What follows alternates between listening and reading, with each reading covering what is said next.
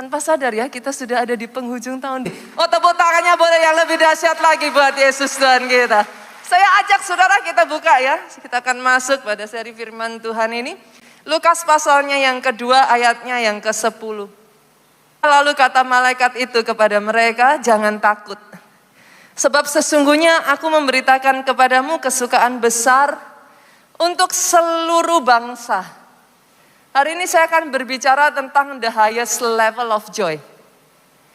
Selama 1 bulan ini, kita masih ada di dalam satu seri firman Tuhan, Joy is Coming. Dan hari ini saya akan menyampaikan satu pesan firman yang berbicara tentang the highest joy. Ayat yang baru saja kita baca ini, saudaraku, malaikat ini menyampaikan satu pesan akan ada kesukaan besar. Malaikat gak hanya berkata akan ada kesukaan besar.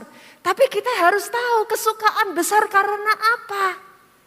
Karena kalau kita tidak hati-hati dan kita salah, saudaraku, kita akan terus kecewa dan terus kecewa dan terus kecewa karena ada hal-hal baru, masalah demi masalah yang lain yang terus mencuri sukacita kita.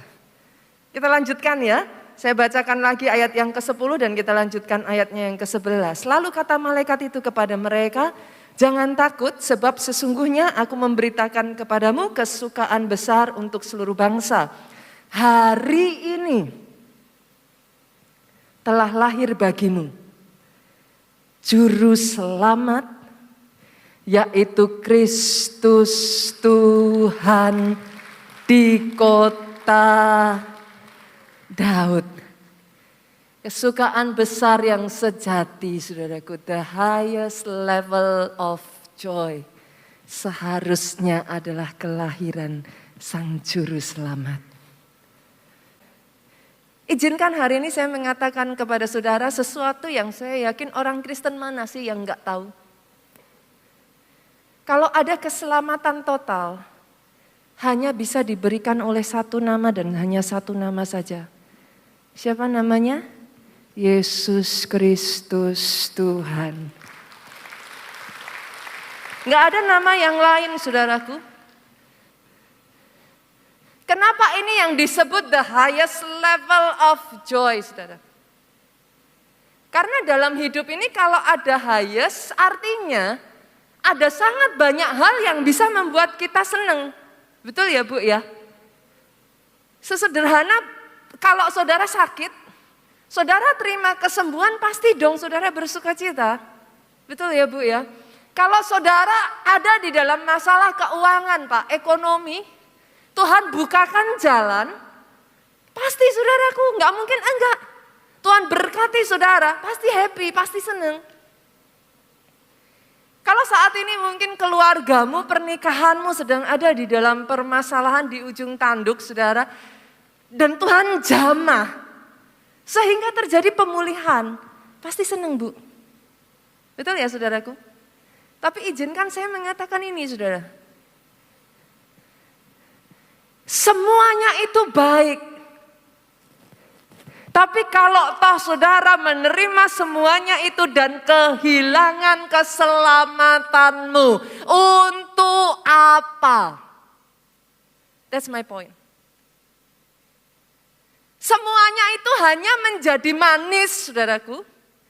Pernikahanmu dipulihkan, keuanganmu dibangkitkan kembali, saudara. Kesehatanmu direfresh kembali. Semuanya itu jadi manis, knowing, mengerti bahwa setelah nanti saudara ada di sana, saudaraku, ada jaminan keselamatan. Aminnya boleh yang paling keras. Itu sebabnya saudara semuanya itu disebut sebagai the highest level of joy. Kadang orang Kristen kurang menghargai yang satu ini loh saudara. Saya yakin semua tahu bahwa ada keselamatan di dalam nama Yesus, aminnya yang keras saudara. Tapi seberapa kau menghargai itu? Kita lanjutkan ya. Saudara kita lanjutkan ya. Satu ketika saudaraku, Tuhan Yesus bercerita tentang seorang kaya saudara. Saya ajak saudara baca apa yang terjadi di sana. Lukas pasalnya yang ke-12. Kita lihat ayatnya yang ke-16 sampai ayatnya yang ke-20. Kita baca sama-sama, boleh nggak bantu saya untuk bergantian baca? Boleh ya saudara dengan suara keras ya. Kemudian ia mengatakan kepada mereka suatu perumpamaan, katanya, ada seorang kaya, tanahnya berlimpah-limpah hasilnya. 17 yuk dibaca dengan suara keras 23. Ia bertanya dalam hatinya, apakah yang harus aku perbuat? Sebab aku tidak mempunyai tempat di mana aku dapat menyimpan hasil tanahku. Orang lain gak punya tanah, orang lain gak punya uang. Ini bingung nyimpen uangnya, saudara. Kalau saudara bertumbuh di masa kecil seperti saya, masih ingat kisah Paman Gober, saudara? Masih ingat ya? Bingung nyimpen uangnya di mana gitu. Kita lanjutkan ayat 18. Lalu katanya, inilah yang akan aku perbuat. Aku akan merombak lumbung-lumbungku, aku akan mendirikan yang lebih besar. Dan aku akan menyimpan di dalamnya segala gandum dan barang-barangku. Gudangnya digedein, saudaraku. Bangun lagi, wow. Apa namanya, brankas tempat penyimpanan uangnya gitu, saudara. Ayat 19 ya, kita baca sama-sama 23. Sesudah itu, apa katanya, saudara? Aku akan berkata kepada jiwaku, jiwaku, ada padamu banyak barang, tertimbun untuk bertahun-tahun lamanya. Beristirahatlah. Loh, saudara, sebentar saudara, sampai di situ. Familiar enggak kata-kata ini? Ini kan impian anak muda sekarang toh saudara. Hah? Financial freedom. Benar kan? Beristirahatlah, ya kan? Lanjutnya apa? Nah, Alkitab itu ya saudara, sekalipun dicatat ribuan tahun lalu, tapi sampai hari ini masih up to date, Bu. Aminnya yang keras. Di sini dikatakan lagi, beristirahatlah, makanlah. Kalau zaman sekarang kulineran, pastor. Loh ya bener tuh, minumlah. Betul? Nah ini dilanjutkan, ini kata-kata dari orang kaya ini. Ini yang zaman sekarang diimpikan banyak orang. Gak perlu kerja keras, tapi uangnya banyak. Nah ibu tahu Bu. Bebas mengatur waktu kita, tapi uangnya banyak gitu saudaraku.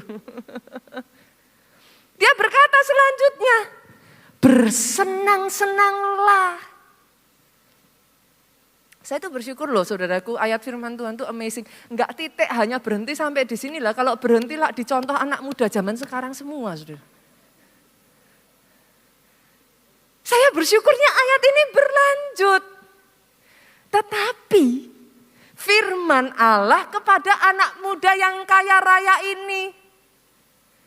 Hai engkau orang, ini bukan Pastor Nita yang bilang loh saudara. Maaf ya saudaraku, ini Alkitab. Jangan-jangan Alkitabnya lain saudara.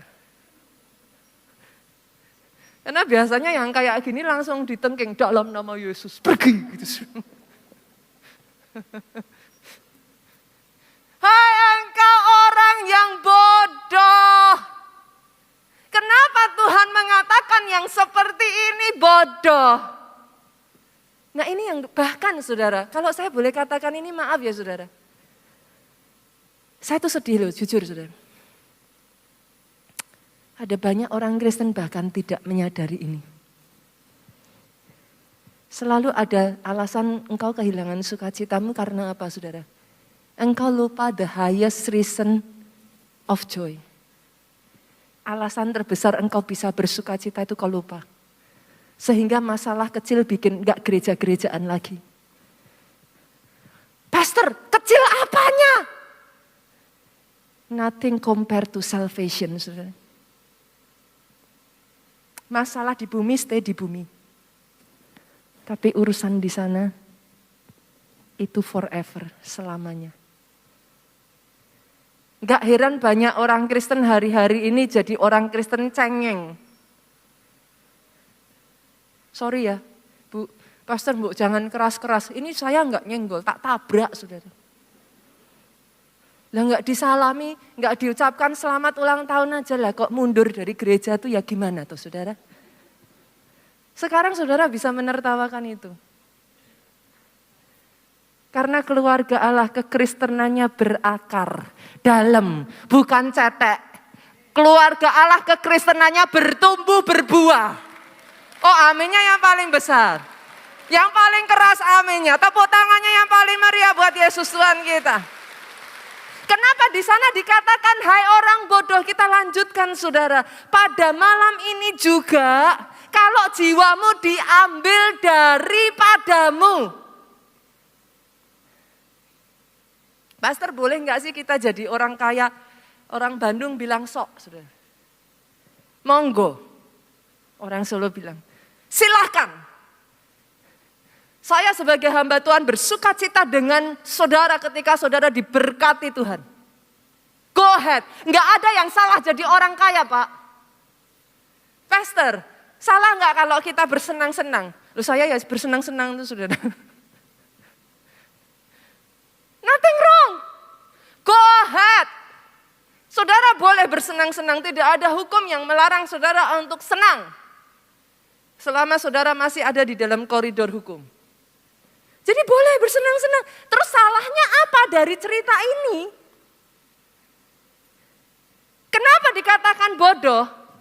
Karena kalau satu malam saudara, malam itu jiwamu diangkat, lihat ini. Apa yang telah kau sediakan, semua yang saudara kumpulkan, harta yang begitu banyaknya itu. Untuk siapakah itu nanti? Can I make my point? Kau boleh punya keselamatan saudara. Tanpa Yesus di dalamnya. Nothing. Boleh keluarga Allah.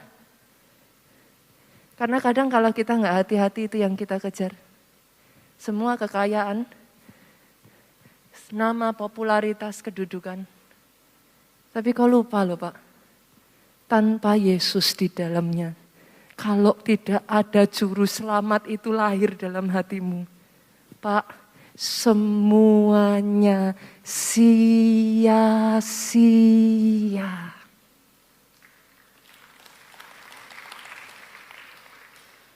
Saya berdoa ya, sungguh-sungguh saya berdoa saudaraku. Karena kalau saudara tidak menyadari ini ya, selalu akan ada pencuri sukacita yang akan terus mengambil sukacitamu. Ada selalu alasan Pak. Selalu ada.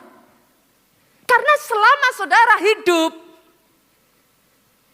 masalah dengan kehidupan itu seperti kereta api dengan relnya. Nggak akan ada habisnya. 2024 ada pemilihan presiden, nah apalagi saudaraku. Akan selalu ada. And you never know. Itu sebabnya saudaraku, Yesus itu mengajarkan satu kisah yang sangat indah sekali. Dalam hidup saudara nggak bisa menghindar saudara. Saya sudah belajar, menghindar dari masalah-masalah tetap datang kok saudara. Akan selalu ada musuh saudara, enggak semua orang bersuka cita atas keberhasilanmu, trust me. Lebih banyak orang yang akan justru cemburu atas keberhasilanmu. Tetapi Tuhan berkata kau diberi kuasa, sehingga tidak akan ada yang membahayakanmu. Terima dalam nama Yesus saudaraku. 20, nah ini saudara poinnya. Namun demikian, jangan bersukacita karena roh-roh itu takluk kepadamu. Ini jadi pertanyaan buat saya loh saudara. Muridnya, ini kalau zaman sekarang itu ibaratnya kayak para pelayan Tuhan keluarga Allah, balik datang sama Pak Obaja saudaraku cerita. Pak Obaja, kemarin aku tumpang tangan, yang sakit bukan mati tapi sembuh gitu. Wah kan sukacita kan saudaraku, bener ya? Pelayan Tuhannya datang ke Pak Obaja, Pak Obaja, kali ini yang mati dibangkitkan. Lo seneng dong, kan? Wah, aku usir setan-setannya lari, bukan akunya yang lari gitu kan saudara. Pak Obaja pasti senang saudara. Nah, tapi saudara lihat di sini, Yesus itu membuat poin yang sangat penting sekali. Sangat penting sekali poin ini. Perhatikan baik-baik. Yesus ngomong gini, jangan bersukacita karena semuanya itu. Saya ganti ya saudara, poinnya. Ternyata saudara bisa memilih alasan kenapa kau bersuka cita. Halo? Kalau Yesus bilang, jangan bersukacita karena ini, tapi bersukacitalah karena itu, berarti kita bisa milih. Betul ya? Pilihan itu ada di tangan kita, Bu. Bukan sekeliling kita, bukan orang lain. Pilihan di tangan kita. Tapi dari semua pilihan yang ada, untuk saudara bersukacita, bahkan Yesus pun bersukacita dengar kabar yang satu ini. Gimana enggak, ini sukacita rohani saudara. Tapi itu pun Yesus mengingatkan, jangan bersukacita karena itu. Terus bersukacita karena apa saudara? Bersukacitalah karena namamu ada terdaftar di surga. Saudara tepuk tangan ya. Tapi kalau masalah datang, sukacita hilang. Kenapa? Karena kadang orang Kristen, Bu, kau dapat anugerah terbesar, tapi kau perlakukan seperti sampah murahan. Sedih loh saudara.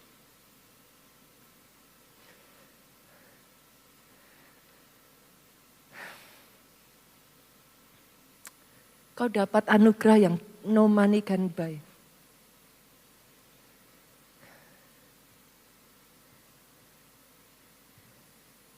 Tapi kadang diperlakukan dengan begitu cheap.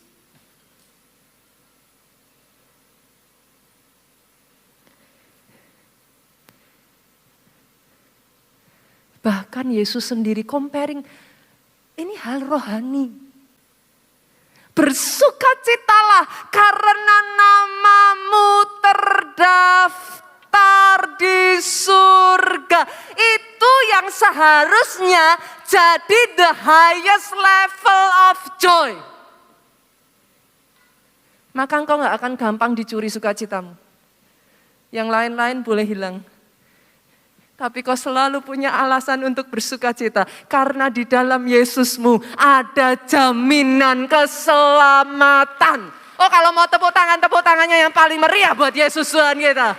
Sorak-sorai katakan haleluya. Seharusnya demikian saudaraku.